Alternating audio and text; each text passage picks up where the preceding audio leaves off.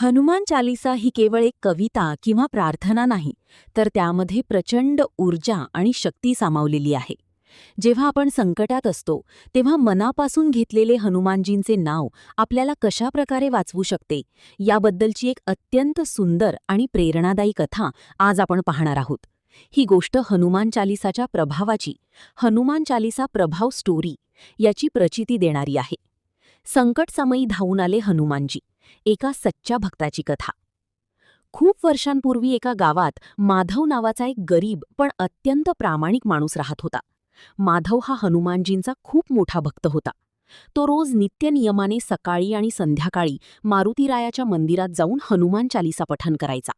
त्याचा हनुमानजींवर अथांग विश्वास होता. एकदा माधवला काही कामानिमित्त शेजारच्या शहरात जावे लागले. काम संपवून परत यायला त्याला खूप उशीर झाला. रात्रीची वेळ होती आणि गावात जाण्याचा रस्ता एका दाट आणि घनदाट जंगलातून जात होता.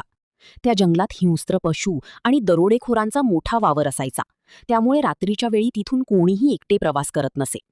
पण माधवला घरी पोहोचणे गरजेचे होते, म्हणून त्याने मनोमन हनुमानजींचे स्मरण केले आणि जंगलाच्या वाटेने चालू लागला. जंगलातील भयानक प्रसंग पोहोचला असतानाच अचानक त्याला झाडांच्या मागून काही हालचाल जाणवली.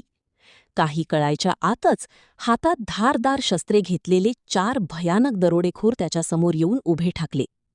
दरोडेखोरांचा म्होरक्या ओरडला, "तुझ्याकडे जे काही पैसे आणि दागिने असतील ते गपचूप आमच्या हवाली कर, नाहीतर तुझा जीव जाईल." माधव प्रचंड घाबरला. तो एकटा होता आणि दरोडेखोर 4 होते. पळून जाणेही अशक्य होते. अशा कठीण प्रसंगात त्याला हनुमान चालीसातील एक ओळ आठवली. संकट कटई मिटई सब पीरा, जो सुमिरई हनुमत बलबीरा. अर्थ, जो कोणी बलवान हनुमानजींचे स्मरण करतो त्याचे सर्व संकट आणि दुःख दूर होते. माधवाने आपले डोळे बंद केले आणि अत्यंत व्याकुळतेने मनापासून मोठ्या आवाजात हनुमान चालीसा म्हणायला सुरुवात केली. तो जसा जसा पुढे श्लोक म्हणत गेला तसा त्याचा थरथरणारा आवाज शांत आणि धीरगंभीर होऊ लागला. त्याचा संपूर्ण विश्वास आता मारुतीरायावर होता. मारुतीरायाचा अद्भुत चमत्कार. दरोडेखोरांनी माधवला मारण्यासाठी जसा हात वर केला तसा अचानक संपूर्ण जंगलात एक अद्भुत आणि भयानक आवाज घुमला.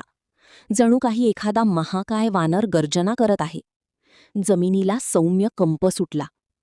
त्याच क्षणी दरोडेखोरांना अंधारातून एक महाकाय सावली त्यांच्या दिशेने येताना दिसली. त्या सावलीचा आकार विशाल होता.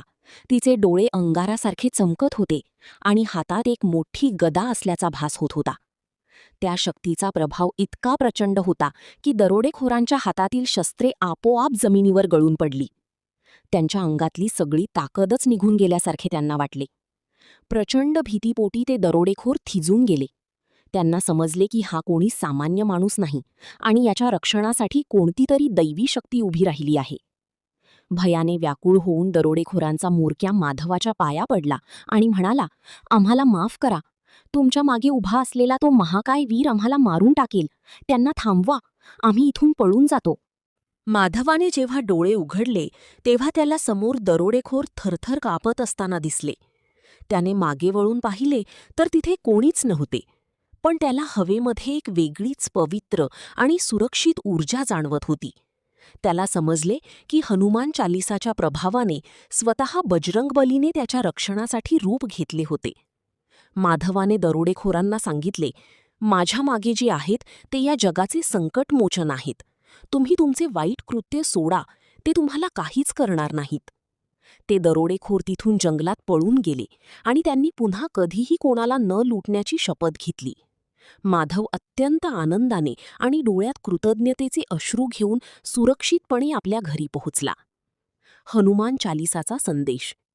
ही कथा आपल्याला शिकवते की जेव्हा आपण पूर्ण श्रद्धा आणि विश्वासाने हनुमान चालीसाचा पाठ करतो तेव्हा आपल्या सभोवताली एक सकारात्मक ऊर्जेचे कवच तयार होते.